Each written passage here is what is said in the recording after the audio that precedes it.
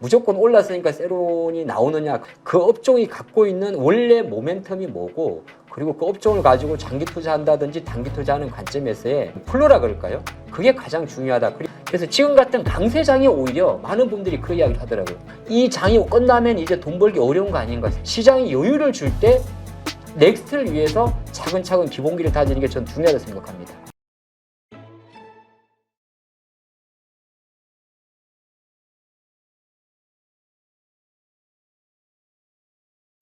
네, 오늘 모신 분은 하창봉 대표입니다.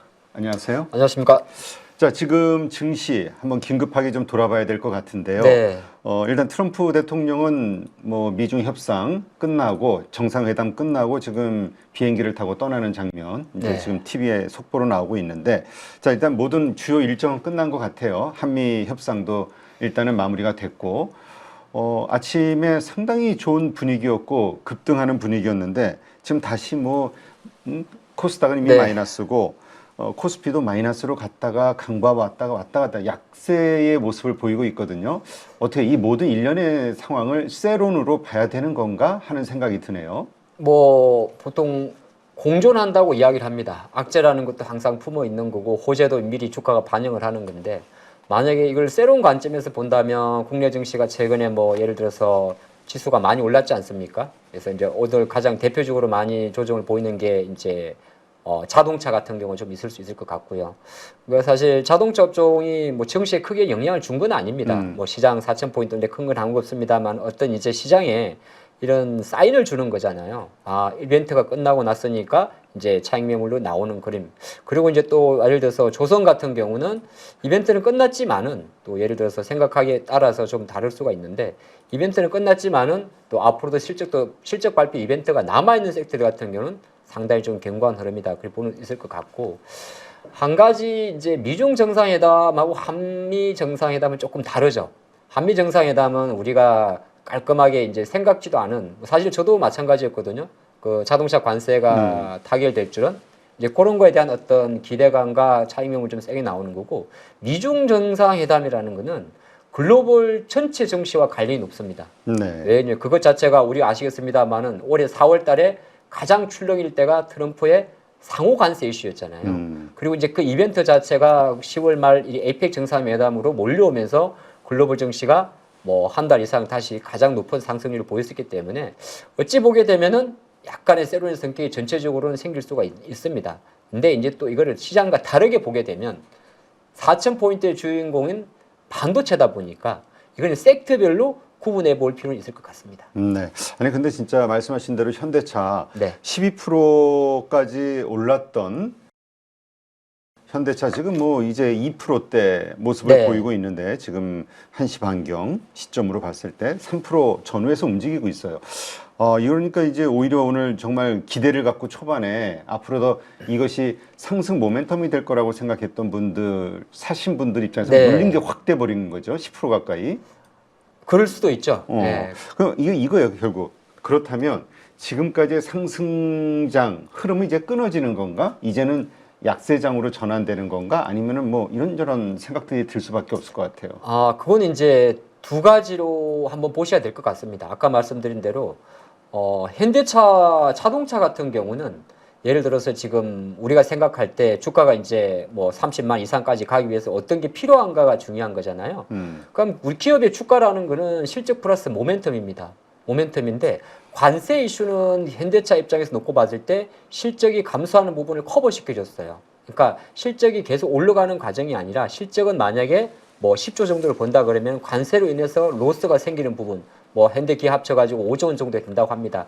그게 어느 정도 원복이 오는 건데 원복이 온다고 하면은 오히려 주가는 그 정도가 되는 거고 대신 10조에서 15조, 20조로 멀티플로 가야 되는 부분에 대해서는 지금 트렌드와는 조금 결이 맞지 않는 거죠. 지금 트렌드는 어떤 트렌드냐? AI가 만들어낸 AI의 데이터 센터, 반도체 메모리의 상승, 그리고 미국과 중국의 관세 협상이라든지 무역 전쟁 이런 거에 대한 반사이익이 되는 섹터. 한국이 글로벌에서 미국이 한국을 손을 벌릴 수밖에 없는 두 가지 섹터가 있지 않습니까? 그게 바로 조선 이런 섹터가 대표적인 게 될 수가 있는 부분이고 그런 섹터가 아니다 보니까 현재까지 자동차 같은 경우는 어떻게 보게 되면 이벤트에 반응한다 그리 보는 게 좋을 것 같습니다. 그래서 우리가 주식을 할 때 항상 그 생각을 해야 돼요. 무조건 올랐으니까 세론이 나오느냐 그렇게 보시는 분도 없잖아. 생길 수는 있는데 그 업종이 갖고 있는 원래 모멘텀이 뭐고 그리고 그 업종을 가지고 장기 투자한다든지 단기 투자하는 관점에서의 그 어떤 플로라 그럴까요? 그게 가장 중요하다. 그리 볼 수가 있겠습니다. 네. 자, 그렇다면 지금 그동안 좋았던 흐름에서 네. 지금 이제 뭐라 그럴까 급락을 하고 있는 종목들을 보면 두산에너빌리티 원전주의 네. 대표적이죠. 뭐 오늘 지금까지 얘기했던 현대차도 12% 급등했다가 지금 3% 가까이 3%대로 빠지고 있으니까 그렇고 네. 조선주도 뭐 많이 올랐다가 또 많이 꺾였어요. 자, 일단 이렇게 좋았던 그러나 어제부터 혹은 오늘부터 이게 나빠지기 시작하는 하락하기 시작하는 이 주도주들 어떻게 봐야 됩니까? 주도주에 대한 명확한 정의가 더 필요할 것 같습니다. 제가 생각할 때는 주도주라는 거는 이제 우리가 주도주의 성격이 있잖아요. 그런 거죠. 두 가지가 있는데 하나는 시장보다 강한 경우, 그러니까 종합주가지수는 움직이지 않는데 이 섹터만 올라가는 경우 하나 있을 수가 있고요. 그거 이제 어떻게 보면 시장을 뛰어넘는 섹터가 되는 거죠. 물론 그것도 일정 부분 주가지수를 견인합니다만 종합주가지수를 그게 아닌 게 보편적인 경우는 이 섹터가 오르면 종합주가지수 오르는 그럼 벌써 후자의 경우가 지금의 반도체잖아요. 네. 그러면 말씀하신 대로 원전이라든지 조선이라든지 이런 2차 전지 같은 경우는 섹터는 주도주입니다만 시장까지 잡아당기는 주도주는 아니거든요. 자, 그러면 원전 같은 경우는 어떻게 볼 수가 있느냐?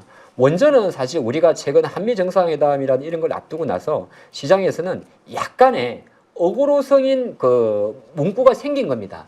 약간 마스가와 마무가라는 이제 새로운 원전 협력에 대한 이야기인데 한 가지 바뀌지 않은 건 우리가 있잖아요. 우리가 미국 웨스팅하우스와의 체코 원전 관련된 이슈 자체가 아직까지는 막연하게 잡혀 있는 겁니다. 한국과 미국이 원전을 협력할 것이고 만약에 미국이 원전을 실제적으로 생산할 수 있는 능력이 안 되기 때문에 한국의 현대건설이나 삼성물산이나 이런 기업들이 실제적으로 원전을 설치할 때 오히려 이제 건설 부분에 참여를 하는 그림이 되는 거고 두산 에너빌리티 같은 경우는 조금 다른 흐름 자체가 두산은 실제적으로 주기기를 만드는 기업입니다.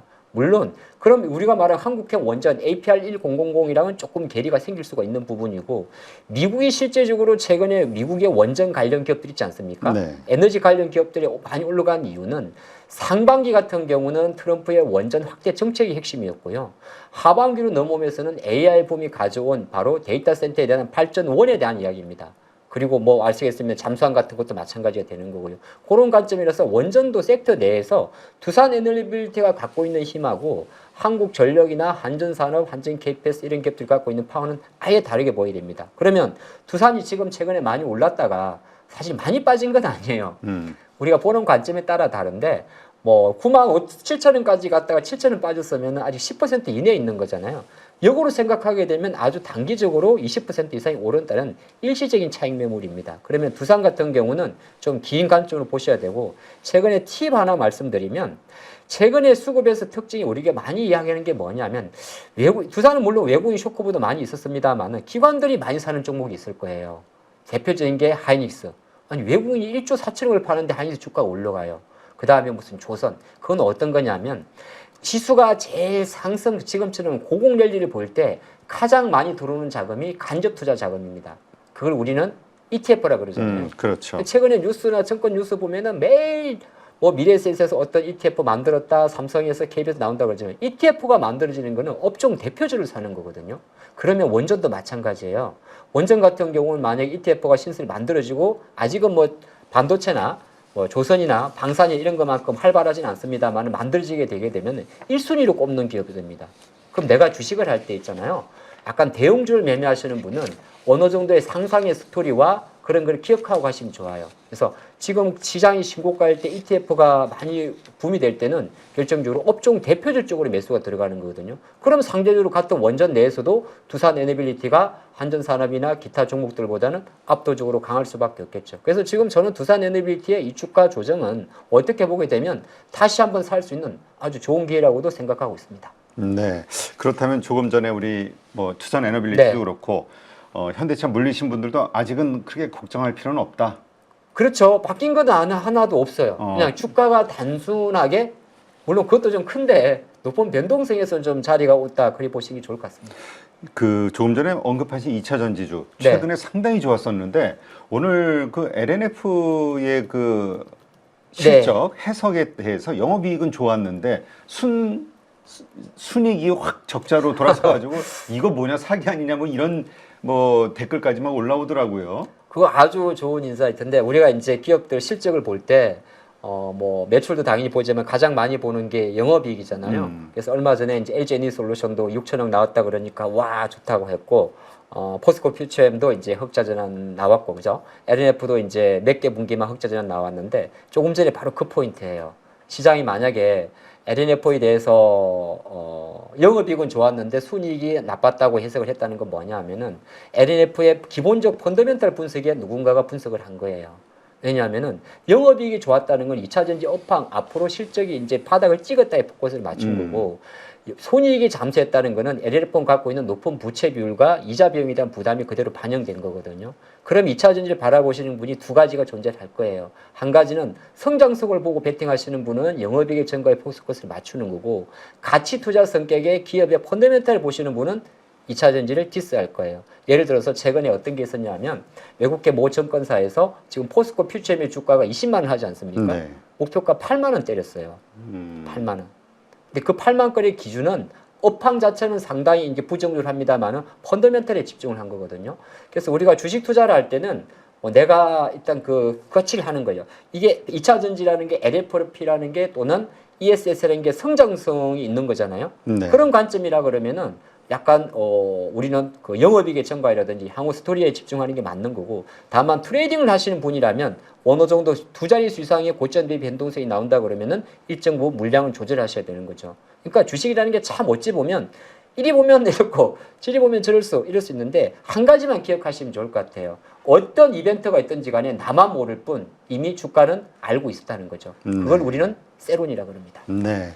자, 그렇다면 오늘 네. 이렇게 시장 모든 이벤트들의 정점이 다 끝났지만 사실 금리 인하도 마침 또 맞춰서 파월 뭐 매파로 발언 해석하는 그 성격의 발언도 있었고 이 모든 빅 이벤트들이 끝나는 이 시점은 일시적인 어떤 조정은 앞으로 좀 있을 수 있겠지만 이것이 어떤 매도를 가리키는 신호는 아니다. 이걸로 보시는 거군요. 네. 상승장의 끝을 알리는 신호는 아니다. 끝이라는 거는 뭐 사실 누가 알고 나중에 알겠죠. 그렇죠. 네, 뭐 주가가 뭐 삼성전자도 지금 연일 10만 원대 이상 있습니다만은 지금 우리나라 24년도 우리나라 포함해서 글로벌 증시의 가장 큰 트렌드는 지수 마디를 잊고 살아야 되는 거거든요. 네. 그러니까 4천이다, 뭐 3천이다. 그거는 종합 주가 지수가 또는 대표적인 종목 삼성전자의 주가가 현재 주가 기준으로 최소한 10% 이상 종합 주가 지수는 5% 이상이 하락을 했을 경우에 저게 어쩌면 고점일 수 있겠구나 그렇게 생각을 하는 겁니다. 그럼 시장을 보는 관점에서는 실제적으로 이벤트는 끝이 났지만은 삼성전자 오늘 실적 발표와 함께 향후 전망에 대한 긍정적 가이던스라든지 하이닉스 그리고 지금 현재 매일매일 발표되는 반도체 디램 익스체인지의 현물 가격의 꺾임새가 없는 상황이잖아요. 네. 여기에 이제 엔비디아라는 기업 자체가 이번 미중 정상회담의 가장 수혜주 아닙니까? 왜냐하면 엔비디아가 그동안 스토리를 가늠해보면 미국과 중국과의 무역 분쟁 해상에서 약간 저가형 그 HBM H20 같은 경우도 준비를 했다가 안 된다 하다가 다시 허리됐었고 근데 이번 미중 정상회담에서는 사실 큰 그림에서는 펜타닐이라든지 또는 히토리오 수출 규제에 대한 유예가 있겠습니다만은 또 반도체 규제로 놓고 봤을 때는 어차피 엔비디아 입장에서도 가장 최신의 가속기 블랙웰에 대한 중국 수출 허용까지도 거론이 됐다는 것은 시장 관점에서는 AI 반도체 주도의 삼성전자 하이닉스 이 결은 꺾이지가 않았기 때문에 오히려 또 그런 것도 있어요. 이게 안 꺾이고 워낙 강하니까 상대적으로 이제 삼성전자나 하이닉스가 조금 쉴 때 반짝 올라온 섹터들 있지 않습니까? 거기엔 2차 전지도 좀 포함이 돼요. 그런 차익 매물 수급이 얕아지면서 나오는 그 트렌드인데 그걸 가지고 또 ESS로 보여주는 실적이 있기 때문에 당장 지금은 조금 조정을 볼 수 있을지 모르겠지만은 그 트렌드가 돌린 거는 우리는 기억하고 가야 될 것 같습니다. 네. 자, 어쨌건 지금 미중 정상회담 이후에 나오는 소식들을 보면은 뭐 트럼프는 그 펜타닐 관세가 20%였잖아요. 10%로 내릴 것이다.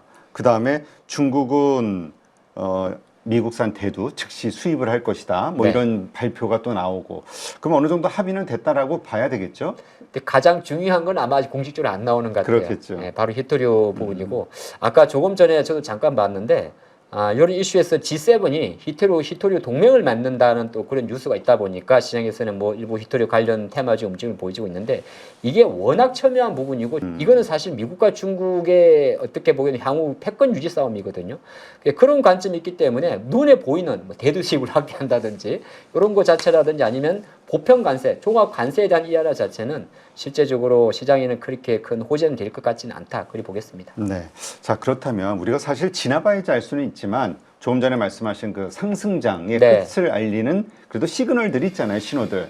보통 어떤 것들을 우리가 좀 감안을 하면은 좋을까요? 그래서 이 정도 되면 좀 위험을 느끼고 이제 좀 주식시장에서 어느 정도 비중 축소한다든지 발을 뺀다든지 이런 걸 좀 할 수 있겠죠. 시그널은 이제 크게 두 가지가 있는데요. 하나는 이제 돌발적인 변수가 발생할 때도 가끔 있습니다. 뭐 금융 우리가 잠재돼 있지만 어디 뭐 헤지펀드가 뻥 터진다든지 얼마 전에 잠깐 아주 작은 노이즈로 미국 일부 은행들의 뭐 디폴트 이슈가 잠깐 있었지 않습니까? 근데 그런 건 일시적인 거고요. 대부분의 시그널은 아주 간단합니다. 주도주가 부러집니다. 예, 쉽게 말해서 엔비디아 미국의 반도체 지수. 이게 미국의 반도체 지수만을 볼 건 아닙니다만 미국의 주요 빅테크 주식들의 어떤 이제 부정적인 뉘앙스들. 실제적으로 올해만 놓고 보더라도요. 올해 지금 우리나라 증시가 5월 달부터 이렇게 올라가지고 연간 기준으로 놓고 보게 되면은 70% 정도가 올랐습니다. 뭐 많은 기업들이 답을 같지만은 그 출발점은 대부분 비슷한 노이즈였거든요. 실제적으로 연초 같은 경우는 또 딥시크라는 이슈 자체가 엔비디아의 주가에 반응을 했고 그러면 이렇게 한번 보시면 어떨까요? 사건을 가지고 우리가 이게 악재인지는 우리가 구분할 수 있는 방법이 없습니다. 가장 쉬운 방법은 뭘까 생각을 해보면 사건이 발생했을 때 주요 주도주의 주가 흐름입니다. 그게 곧 시장이거든요. 그럼 뭐 쉽게 보는 관점 넣고 할 때는 엔비디아의 주가가 부러진다든지 또는 뭐 부러진다는 표현은 너무 극한 표현입니다만은 그러니까 시세가 좀 이렇게 고점 대비 10% 이상 우리나라 기준 놓고 봤을 때는 우리나라는 조금 다른데 예, 삼성하고 하이닉스 삼성이 부러져도 또 하이닉스가 올라갈 수 있긴 있거든요. 근데 조금 과거에는 그런 건데 지금은 똑같이 움직이기 때문에 만약에 한국 증시 같은 경우가 지수가 만약에 부러진다기보다는 이제 어느 정도 약세장으로 간다고 보는 시그널은 삼성전자나 하이닉스에 대해서 주가 자체가 현재 주가 대비해서 최소 두 자릿수 이상이 계속 지속될 때입니다.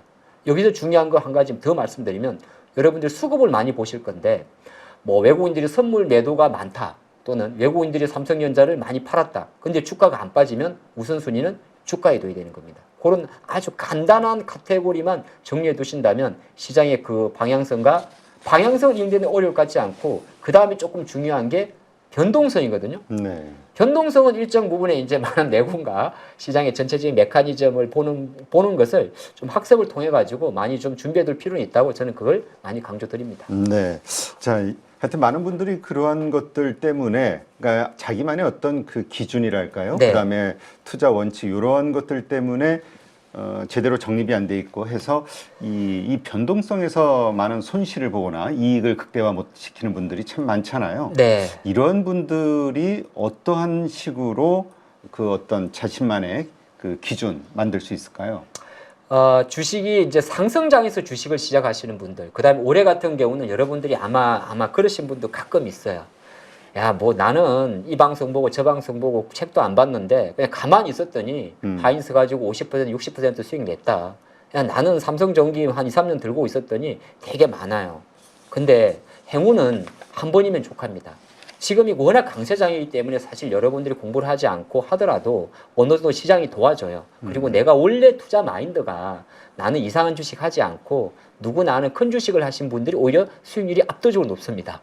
반대로 내만의 어떤 작은 종목이 앞으로 성장할 거야 하면서 조그만하게 봤던 기업들은 상대적으로 수익은 낮지만은 수익률이 낮을 수도 있어요. 그러면 우리가 중국 두 가지를 생각해 봐요. 올해 만약에 하반기 수익이 많이 내신 분이라면 당연히 여러분들이 준비가 잘 되셨고 시장에 대해서 잔소리에 오히려 귀를 닫고 사신 분이거든요. 근데 그것 자체는 시장이 먹여준 것도 꽤 커요. 그렇죠. 그래서 올해 만약에 잘 됐고 지금 장에서 엄청나게 수익을 많이 내신 분이라면 또 그 다음, 왜냐하면 수익이 많이 났다는 거는 내 자산이 운용 볼륨이 커졌다는 거잖아요. 1,000만 원 투자하고 500만 원 투자할 때는 조금 빠져도 기다릴 수 있어요. 근데 돈을 많이 버셔가지고 그게 1,000만 원이 억이 되고 억이 5억, 10억이 되게 되면은 정말 이제부터 예민해지는 거거든요. 그래서 지금 같은 강세장이 오히려 많은 분들이 그 이야기를 하더라고요. 대표님도 혹시 비슷하지 않으세요? 이 장이 끝나면 이제 돈 벌기 어려운 거 아닌가 생각해요. 그러게요. 그러니까 이때 돈을 벌어야 되진 않나. 네. 그러니까 달릴 때. 그래서 예 맞아요. 그래서 제일 많이 나오는 이야기가 나는 빠지면 사야지. 빠지면 못 사요, 여러분. 빠졌다는 건 뭐냐면 시장의 강도가 꺾였다는 거거든요. 그래서 우리가 빠지면 못 사고 또 하나가 시장이 올라갈 때 돈을 벌기 위한 가장 좋은 방법은 많이 빠졌을 때가 막히든 맞아요. 과거 생각해 보시면 하이닉스 4월달, 5월달에 20만 원도 안 했던 거잖아요. 그렇죠? 그런 관점에서 생각한다면 지금 장 같은 경우는 언제 꺾이고 언제 조정을 보일지를 기다리지 마시고 거꾸로 지금 만약에 내가 생각보다 많은 수익을 냈다면 또는 내가 남들보다 조금 덜 수익을 냈다면 이렇게 좋은 분위기에서 내가 여유가 주는 거잖아요. 시장이. 그렇죠. 시장이 여유를 줄 때 넥스트를 위해서 차근차근 기본기를 다지는 게 전 중요하다고 생각합니다. 그리 말씀드리고 싶습니다. 네. 자, 이번에 그 준비하고 있는 강의 프로그램이 있죠? 네. 그거에 대해서 잠깐 설명해 주시죠. 제 프로그램 이름이 대세상승 수익 실험반이에요. 그러면 여러분들이 생각을 할 때 첫 번째 말을 좀 풀어드리겠습니다. 대세상승이란 말은 지금 4,000포인트까지 왔습니다만 앞으로도 좋다는 말이냐? 그걸 전제로 한 건데요. 주식이 마냥 좋을 수는 없을 거예요. 예, 그래서 제가 생각하는 대세상승의 타이틀을 지을 때는 주가가 올라가니까 그냥 지은 게 아니고요. 큰 사이클을 한번 생각을 해봤습니다. 큰 사이클은 결과적으로 시장에 돈이 풀리는 되는 거잖아요. 주식은 돈이 올리는 거거든요. 경기와는 별개인데 미국이 실제적으로 올해부터 조금 더 공격적인 금리 인하를 진행을 하고 있고 실제적으로 3년 동안 잡고 있던 금리는 인하하지 않습니다만은 그동안 잡아왔던 게 QT라는 양적 긴축이 있어요. 그것 자체가 오히려 이제 올해 연말부터 종료가 됩니다. 자, 그런 상태에 있는 상태에서 어떤 사이클로 오냐면 미국이 작년 1년 만에 작년도 하반기 금리를 내리고 올해 9월 달에 거의 10개월 만에 금리를 인하했거든요. 네. 보통 시장이 25bp 정도의 금리를 인하하게 되면 그게 GDP나 경제에 미치는 효과가 짧게는 3개월에서 9개월 정도 걸립니다. 그 타이틀을 역선으로 계산해 보면 최소한 지금의 유동성 랠리는 짧게 보면 내년도 상반기까지는 이어집니다. 그게 첫 번째 포인트고요. 두 번째는 정치적인 것과 관련이 되게 높은데 트럼프의 과거 패턴을 높게 보게 되면 역대 대통령 기준으로 집권 1년 차는 규제입니다. 규제를 통해 지금처럼 무역 분쟁을 일으키게 되고요. 2년 차가 되게 되면 미국은 아시겠습니다만은 선거 제도상 중간 선거라는 제도가 이어지게 됩니다. 그런 과정에 놓고 보게 되면 그게 바로 부양책으로 효과되는 게 있거든요. 첨예하게 싸우진 않아요. 중국 또한 마찬가지입니다. 많은 분들이 잊고 계실 수가 있는데 10월 달에 중국은 4중 전해가 있었고요. 시진핑은 자연스럽게 4연임을 하는 그림이 가기 때문에 생각보다 중국이 이번 미중 무역 분쟁에서 조금 공격적으로 나온 부분도 있습니다. 근데 그게 크로징이 되게 되면 26년도로 갔을 경우에는 정치적 리스크가 완화되는 이런 좋은 구간이 있는 거고요. 이제 리스크 잠깐 말씀드릴까요? 네. 자, 그러면 이 장밋빛 리스크가 부담을 주는 게 있냐 뭐냐면은 이제는 숫자로 보여줘야 되는 겁니다. 그게 가장 내년도를 바라보는 관점에서의 관건인데 숫자는 뭐냐면 실적인데 많은 분들이 아니 삼성전자 지금 12조가 나왔고 하이닉스가 이제 이렇게 나왔지 않습니까? 그럼 우리는 어떤 눈높이에 나오느냐? 내년도 실적은 삼성 하이닉스에 대해서 거기서 뽑고 더블까지 보는 거고 AI 투자로 많은 기업들이 주가가 올랐으면 마이크로소프트, 메타, 많은 AI 기업들이 엔비디아 빼고 마찬가지로 조금 더 나은 실적으로 보여줘야 되는 거거든요. 그런 것이 공존하기 때문에 내년도가 수급적으로는 대세 상승이고 섹터나 종목을 공유할 때는 올해 하반기보다는 훨씬 더 험하고 깊은 어떤 과정이 필요할 수도 있다 말씀드리고 싶습니다. 그러면 이제 그 교육 과정을 통해서 네. 그러한 그 아주 중요한 시점에서 그 수익을 낼 수 있는 주식 투자를 잘할 수 있는 그 어떤 투자법 이런 기준들 이런 네. 것들을 배울 수 있는 건가요? 그렇죠. 주식은 언제 사고 얼마를 사고 뭐를 사고거든요. 주식을 언제 사고는 시장을 바라보는 방법입니다. 시장을 봐서 때를 산다고 하는 게 주식을 언제 사는 거고 얼마를 산다는 말은 뭐냐 하면은 매매 비중의 차이입니다. 결과적으로 주식은 운용의 몸이에요. 하이닉스를 한 주 갖고 있던 순간 삼성전자를 100주 갖고 있던 분들의 수익률 차이도 어느 정도 날 수가 있지 않습니까? 많이 가는 종목을 많이 사고 덜 가는 종목은 작게 사고 그래 그런 이제 비중에 대한 이슈가 있는 거고 세 번째가 바로 뭘 사냐는 겁니다. 그럼 뭘 선다는 건 지금 말씀드린 대로 1번과 2번을 떠나가지고 트렌드를 읽어야 되거든요. 트렌드는 결국 미래 트렌드예요. 그래서 실제적으로 연말에 가장 많이 하는 게 26년도, 27년도를 바라볼 때 미래 목걸이에 대한 부분이잖아요. 그 스토리를 여러분들과 함께 공부하고 준비하고 하셔서 준비한 대세 상승 수익 실현반이다. 그리 말씀드리고 싶습니다. 네, 알겠습니다. 한 8주간 진행이 되는 그 교육 과정을 통해서 정말 그 많은 분들이 그 원하는 실력 향상, 그 다음에 뭐 이번 상승장만이 아니라 앞으로 주식은 계속 하게 되는 거니까 거기서 필요한 여러 가지 그 기준들, 자신만의 루틴 이런 것들을 만드는데 큰 도움이 되었으면 좋겠다라는 생각이 드는데, 하여튼 그 하시는 분들, 신청하신 분들에게 하실 수 있는 말씀 한번 부탁드립니다. 네, 사실 공부를 한다는 게 생각보다 쉽지는 않고 주식을 하시다 보면 꼭 공부를 한다고 해서 내가 수익이 난다고 보장은 할 수 없습니다만은 공부를 한 사람과 안 사람 사이는 확실하게 초반에는 많이 드러나지 않습니다만은 강세장일 때 조금 더 수익을 많이 낼 수도 있고 약세장일 때 손실을 덜 볼 수도 있고 또 아니다 싶을 때 참을 수도 있습니다. 결과적으로는 주식은 앞으로 다 이렇게 많이 갔다가도 또 부진한 해가 올 수도 있잖아요. 그래서 그런 거에 대한 투자 마인드 컨트롤도 되게 중요하기 때문에 단기라 생각하지 마시고 한번 배워가지고 나의 루틴을 만들어 두시고 복잡하지 않습니다. 복잡하지 않은데 간단한데 이 간단함을 위해서 제가 상당히 복잡하게 설명을 드릴 거예요. 하지만 듣다 보면 여러분들 것으로 하나만 가져가시면 됩니다. 그게 아마 여러분의 투자 인생을 완전히 바꿔놓을 거라 확신합니다. 네, 알겠습니다. 한번 기대가 되네요. 잘 준비하셔서 정말 그 수강하시는 분들 정말 원하는 목표 다 달성할 수 있도록 아주 적극적으로 좀 도와주시기 바랍니다. 100만 분이 가입을 하셔야 됩니다. 네, 알겠습니다. 자, 수고하신 하창봉 대표 고맙습니다. 감사합니다. 여러분, 2026년은 20년 만에 찾아오는 유동성 대폭발해입니다. 돈이 몰리는 방향이 이미 나타나고 있고 이 자산 확장의 골든타임을 놓친다면 큰 후회를 할 수도 있습니다. 이 시기를 제대로 준비하면 안정적으로 큰 수익을 낼 수 있습니다. 그래서 지금부터 딱 8주입니다. 제 성격 아시죠? 절대 애매하게 말하지 않습니다. 여러분이 내년 상반기에 바로 수익을 낼 수 있도록 돕는 프리미엄 클래스 대세 상승 수익 실현반을 준비했습니다.